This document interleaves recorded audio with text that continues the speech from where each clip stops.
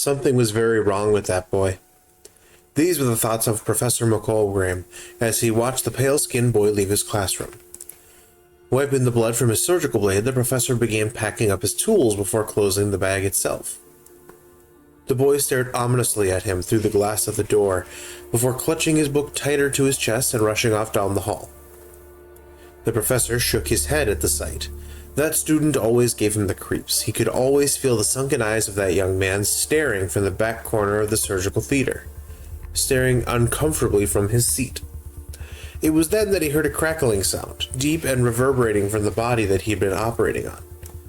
A surgeon by trade, the professor taught a comparative anatomy class of a number of different races that inhabited the Doge Kingdom. This corpse, a half-orc woman, was half opened with the ribcage exposed on the table there. The body jerked and the professor took a step back. He had never seen something like this. From the gaps in the ribcage, dark black liquid began to pool upward like a thick oil, filling the body cavity. The professor, appalled but intrigued at the same time, gripped his collapsing pointer and reached forward with it to poke the dark liquid. Slowly, he closed the distance. 3 inches, 2 inches, 1 inch, before the pointer connected with the fluid. This oily substance depressed under pressure like a sponge before expanding again, seemingly undisturbed by the act. The professor sighed and began to withdraw the pointer when small tendrils lashed forth, gripping the pointer and wresting it from his hand. With a cry, the professor let go of the pointer and watched as a thick black liquid gripped it, pulled it inward and snapped it into many pieces before drawing those pieces deeper into the body itself. The professor remained there where he had fallen, recoiling from the sight of the ooze. He took a shaky breath after a moment, composing himself, before slowly climbing to his feet. As he did, he saw 3 large tendrils of this black ooze begin to rise from the body to meet him, eye level. Frozen in fear, in place, the professor debated running or fighting, unsure of what to do, even as the tendrils pooled forward out of the body, snaking through the air like various vines of dark liquid. Slowly, the liquid began to pool from the corpse, dripping down the table, running across the floor like liquid shadows. These tendrils slowly made their way up his ankles, pooling in his shoes and rooting him to the ground. It was the last thing the professor saw. This dark, inky black tentacle spiraling up out of the torso and meeting him down his throat. He felt the liquid pooling in his lungs, snuffing the life from him as he spasmed and gasped for air there. The professor's corpse slowly cooling, the tar-like liquid began to pool in his mouth, meeting with its twin from the corpse on the table before snaking its way down the marble steps of the raised surgical area and towards the heavy oaken door by the side.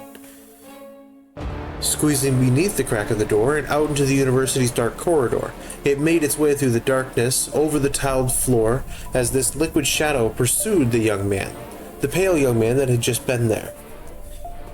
As that young man made his way out into the courtyard in the middle of the night, the humid jungle air was oppressive, even in this late in the evening. Seemingly unaware of his pursuer, the young man with the sunken eyes clutched his book and drew a shuddering breath. Slowly, this tar climbed his leg, but he simply closed his eyes, accepting his fate.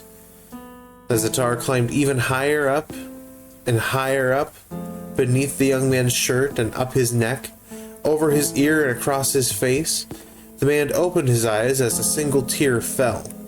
The inky black liquid dove deep behind his eye and into the man's head as he gritted his teeth against the pain. The liquid finding its final resting place within his skull. He felt the familiar cold sensation behind his eyes. Even now, he could feel the sated hunger of the creature, and still, it fed. He wanted so badly to hurl the book in his hands off into the dark as he walked through the courtyard of his university. It had brought him no end of pain, but it was also his only hope for salvation. It had been a month now since he started carrying this parasite. Even now, he walked through the night, and he felt the creature feasting on his brain, slowly taking his mental faculties hour by hour, day by day, minute by minute. He had discovered that he could slow the creature down by feeding it, giving it a chosen target and allowing it to consume that target's soft tissues.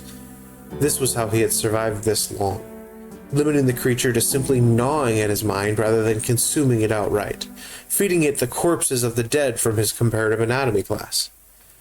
But his professor had caught on to him, giving him sidelong, untrusting stares in his class, attempting to read the young man.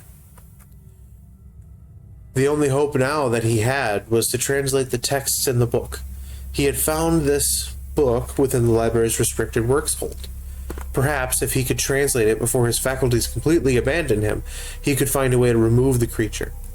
But for now, he would be forced to walk the night, finding victims to offer up to the beasts, working in a mad scramble to find answers before there may be no chance of him finding them. As the creature gnawed at his brainstem, the young man felt a shiver down his spine as he considered exactly the new lifestyle that he would have to lead. Looking ahead to the town in front of him, plenty of homes had light. Plenty of homes had people. And with a cold and unfeeling thought, a single thought came to his mind. All of these homes had victims.